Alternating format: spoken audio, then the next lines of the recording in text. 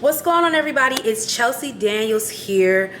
I want to start off by saying thank you to everybody who has subscribed to my channel. If you like the content that I have been putting out, make sure you like this video. Make sure you share it with your friends and family. And also just make sure you keep watching because I appreciate it and I love sharing with you guys. So today we're here with 5 things I wish I knew before I began Airbnb hosting. So some of you may know that JCD Investment Group is a short-term rental property management company. We also specialize in a few other different services, but Airbnb is the bread and butter of the short-term rental money that we have made over the last 4 years. For those that don't know, I also am a business coach, short-term rental expert, as I would say, as other people would call me, but I have coached and trained a lot of people into getting into the industry successfully. When I did a poll on my Instagram, I asked some of the followers that, pay attention to my story, what types of videos they would like for me to put out on my YouTube. And one of the most liked, most suggested videos was 5 things that, I wish I knew before I began hosting on Airbnb. So I have a list of 5 things. I think these are pretty important to just the overall success of the company, some of the things that we've learned over the last few years. And hopefully, if there's someone out there that is thinking about becoming an Airbnb host, you run across this video and you learn these things now before you get started, instead of starting and learning them later.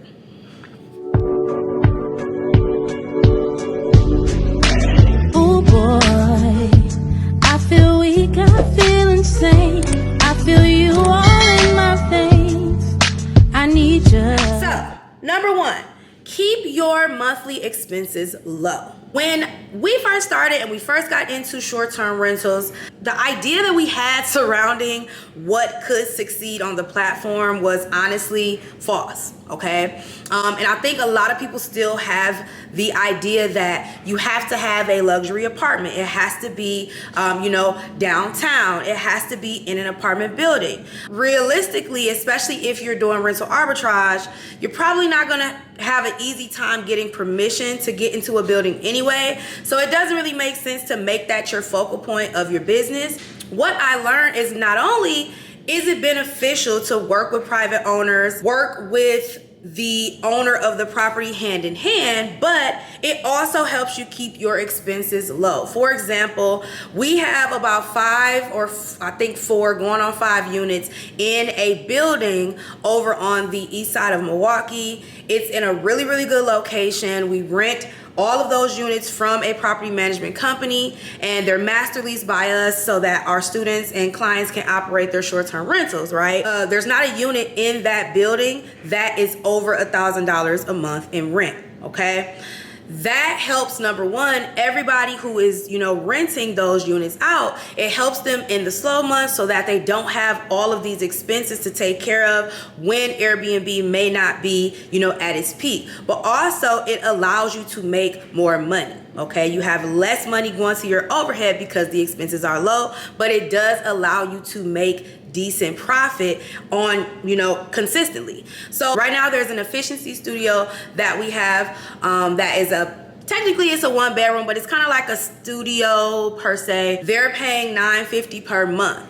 Everything's included in that. They are typically renting that unit out for a couple weeks at a time, sometimes months at a time, at about $1,500 to $1,600. Now you may say, well, who wants to pay $1,600 for a apartment? But there are a lot of people who see the benefit in paying fully furnished or paying for a fully furnished unit with everything included, where they're just coming in for maybe business, maybe they're a traveling nurse, maybe they're in between investments, maybe they're in town for a few months and don't want to sign a lease. There's so many different options, right? But keep your monthly expenses low. Another thing I would suggest is, if you can, clean the unit yourself, okay? This is still in that first point of keep your expenses low, but the cleaning fees that the guests pay if you can clean the apartment or the home yourself, you then get to pocket those fees instead of having to pay the cleaning company that you have coming out to do the cleaning. Now, as a cleaner myself and as someone who has years and years of experience in the cleaning industry, yes, there are a lot of cleaning services out there that do specialize in short-term rental cleaning. But the issue for a new host is that in reality, if you can keep that money in your pocket, it's going to help you grow and scale and escalate your business quicker, okay? So obviously, if you're not local to the unit or you have a full-time job, you're probably not going to be able to clean the unit yourself. But if you're already an entrepreneur, you're taking on a new business venture, and you have the time, that's definitely something that'll help you keep your expenses low monthly. And last little point here with keeping your monthly expenses low,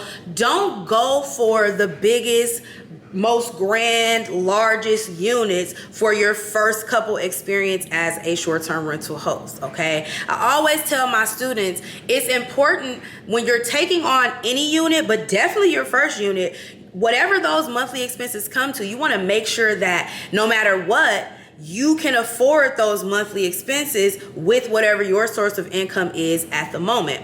So that's a big thing about rental arbitrage I think people don't realize. It's like having a second rent. It's like paying rent twice, right? Or paying monthly housing expenses twice. So you don't want to take on $2,500 in rent a month for your short-term rental unit if you're not even paying $2,500 in rent for your living expenses now, okay? So just be mindful of that. The lower the expenses, the better the outcome will be overall when it's said and done.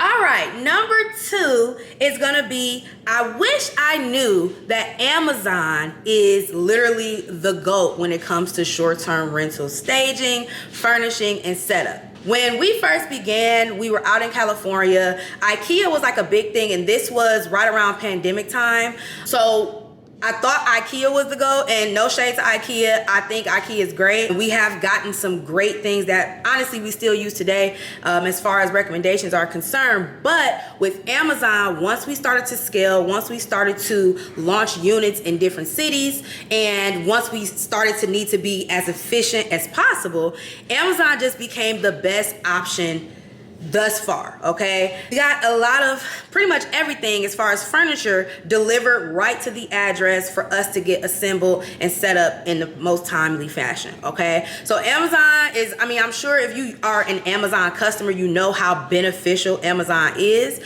but I never knew until I became a experienced short-term rental host that Amazon is literally like cornering the market for everything. The furniture on Amazon is amazing, like as far as quality is concerned. The kitchen essentials, the bathroom essentials, even down to like the sheet sets, the comforters, the duvets, the lamps, the desks, like everything. We literally have staged entire units on Amazon. So I wish I knew that in the beginning, because not only has it helped us save time and money, but it's also prevented us from having broken beds, broken furniture, broken things that, you know, we have to come back in and repair or come back in and replace. So with number 3, don't solely rely on Airbnb. Now, it took me a while to realize this and to understand this because, I mean, Airbnb is Airbnb. It's large. Everyone knows who Airbnb or what Airbnb is. Honestly, you don't have to do much work on the platform to get bookings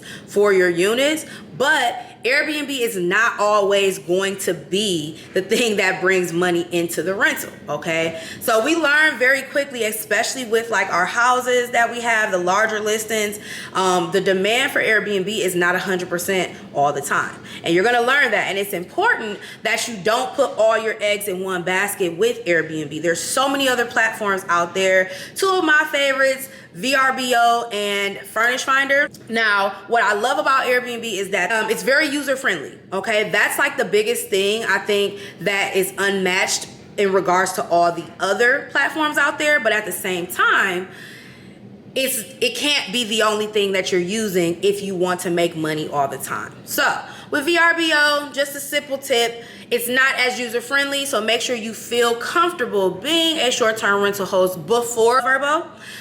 Same thing with Furnish Finder. Furnish Finder is not the same type of platform that Airbnb and Vrbo are, where You just have to list and clients come to you. You can take payments and all of that stuff right there. Furnish Finder is a little bit more like Craigslist, where you just list and then you do all the back end logistics yourself, okay? But in the last few years, we've seen a lot of nurses that are really trusting Furnish Finder and using Furnish Finder to find long-term stays for their contracts while they are in town working as traveling nurses, okay? So definitely don't sleep on that. And then a little side tip as well that we've done in the past, we do use Wix, Wix.com, to create a website for our listings. And that website, we then go onto platforms like Instagram, Facebook, and run paid advertisement to the website, okay? So you can also do that, like you could do your own advertisement for, you know, your listing, okay?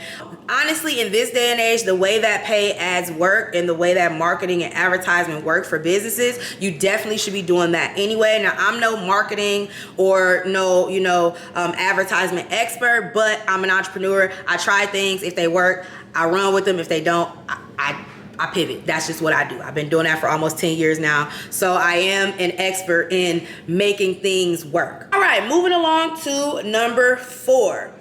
Arbitrage is great, but it's temporary, okay? Plan for longevity. Now, in the beginning, you couldn't tell me this. I wasn't trying to hear this. And mind you, like, I'm 30 years old now, just turned 30 this year. I was 26 when I got into the short-term rental industry. So I wasn't like super young, but I was younger than what I am now. And I was, at that point, I was a 4-year entrepreneur at that point. Now I'm an 8-year entrepreneur, okay? So the things that I understand and pay attention to now as a seasoned entrepreneur, I really wasn't paying as much attention to back then. But it is important that you plan for longevity. Like, if this is something that you actually want to sustain, you should come into it however you see fit, okay? Whether that's rental arbitrage or you're purchasing a property or whatever the case may be, right?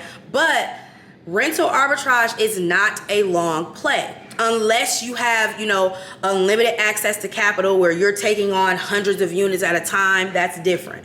But even that, you don't own the property, so you don't hold all the cards. You can always be removed or replaced when you don't have ownership over that thing, right? Prime example, right now, we are in a situation where, and this is not the first situation, this is actually the second time where we've had to transition out of an arbitrage rental. We have a duplex that we've been running a rental arbitrage out of now for 2 years, doing great. Both units, we ended up meeting the landlord on Zillow a few years ago, young guy just like us, and was very interested in the business model. And we've been having a great experience and existence with one another over the past 2 years. But him and his business partners have started to dibble dabble a little bit into real estate and into short-term rentals, and they want to get into the industry themselves, okay? So when it came time for the lease renewal, we were ready to renew the lease for another 2 years. He let us know, hey, I'm pivoting in a different direction, and I'm thinking that I may not be renewing you all's lease because I want to take on this investment myself. Okay, I'm just say this, that rarely happens. A lot of times landlords, it's not that they are wanting to go into Airbnb themselves why they don't renew your lease. A lot of times it may be, they may be selling the property. That's what happened to us the first time. Or my students actually, after their lease was up, the landlord, his daughter was graduating from college and he wanted to allow her to move into the property. So it's like it's not always like, oh, the landlord sees the business idea, they want to jump into Airbnb. That's not typically the case, honestly. But in this regard, it's been a very great situation. Honestly, it's played out well for both parties. But it is a situation where we're losing, 2 of our better performing listings actually in a few weeks. The lease is up at September 1st, or August 31st. So, it's sad, yeah, but at the same time, this is something you need to know when getting into rental arbitrage. And lastly, point number 5 is that quality is better than quantity, okay? This is something that in the very beginning of my experience as a short-term rental host, I, took a couple of courses. I had a business mentor that I was kind of working with, and I thought that we needed to have, 10 rentals that we were operating to see the type of numbers that we wanted to see. And so from our first unit, we scaled to 5. I mean, really quickly. I would say less than a year, we had 5 rentals that we were, a part of operating and getting revenue from, okay? The issue with, the quantity is that if those units are not all high performing units, or if they don't offset each other in different seasons, you find yourself sometimes in months where you have 5 units of overhead and you're not making what you need to make to cover that. And that is a very, very tricky place to be in. So very quickly, we realized we needed to change the way that we were planning to scale and elevate in the short-term rental industry. So we then switched from apartments to houses, okay? We arbitraged a 3-bedroom, 3-bathroom home. Yes, the monthly expenses were a little bit higher, but we were at the point where we could actually afford that and it made sense, okay? We quickly saw the change in the type of bookings we were getting, the amount of money we were making, and we were like, okay, you know what? We need to, dial this back. So we let go of the 1-bedroom apartments and we focused more on 2-bedroom listings. Okay, we took on the entire duplex that we're going to be done with here in the next couple of weeks. We took that on. So essentially that was 5 bedrooms that, we were paying for. Our next investment that was not a master lease for the academy is the house that we purchased, which is a 3-bedroom, 2-bathroom home as well. And so for us, we have a certain number that we want to be able to, have the potential to make every month. And we only needed 2 higher performing listings to do that. And we've been consistently doing that since 2021 up until now, okay? So it's a really, really interesting thing that I learned with that. You would think the more units you have, the more money you make. But essentially, it's really, with arbitrage specifically, it's about the overhead and what that occupancy rate percentage is and how accurate it is with the money that you're making, okay? So quality is better than quantity. Don't drown yourself in 20 arbitrage units.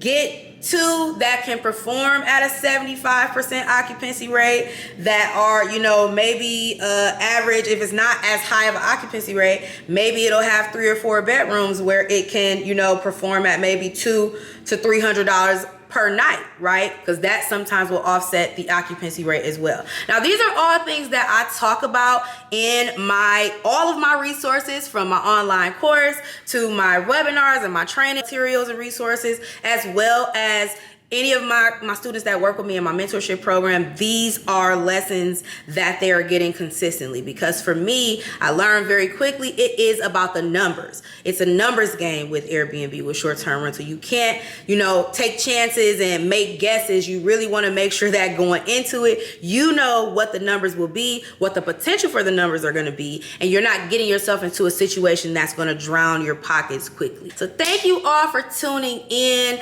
Make sure if you like this video, you like it, subscribe to my channel for more content surrounding short-term rental and Airbnb and some of the other things that we talk about here at It's Chelsea Daniels. But until next time, you guys are awesome. See you soon.